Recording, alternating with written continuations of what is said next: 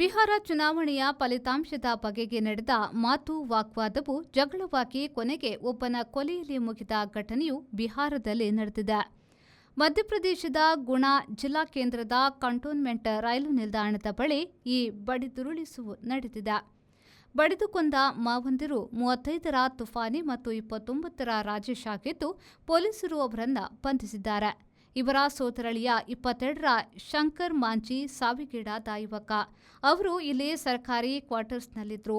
ಮೂವರು ಒಟ್ಟಿಗೆ ವಾಸಿಸುತ್ತಿದ್ರು, ಒಟ್ಟಿಗೆ ಕಾರ್ಮಿಕರಾಗಿ ದುಡಿಯುತ್ತಿದ್ರು.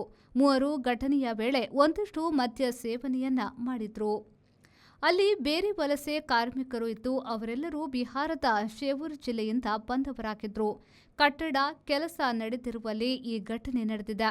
ಮಾವಂದಿರು ಜೆಡಿಯು ಬೆಂಬಲಿಗರಾಗಿದ್ದರು. ಸೋದರಳಿಯ ಆರ್ಜೆಡಿ ಅಭಿಮಾನಿಯಾಗಿದ್ದ. ಅದೇ ಜಗಳ ಭುಗಿಲೇಳಲು ಕಾರಣವಾಗಿದೆ. ಮಾವಂದಿರು ಮಾಜಿ ಉಪಮುಖ್ಯಮಂತ್ರಿ ತೇಜಸ್ವಿ ಯಾದವ್ರನ್ನ ಕೆಟ್ಟದ್ದಾಗಿ ಬೈದ್ರು.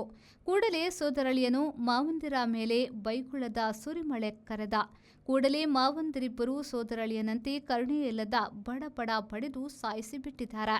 ದೇಹ ಅಲ್ಲೇ ಬಿಟ್ಟಿದ್ರು. ಇತರ ಕಾರ್ಮಿಕರಿಂದ ಮಾಹಿತಿ ಪಡೆದ ಪೊಲೀಸರು ಪರಾರಿಯಾಗಲು ಹೊರಟಿದ್ದ ಮಾವಂದಿರನ್ನ ಬಂಧಿಸಿದ್ದಾರೆ.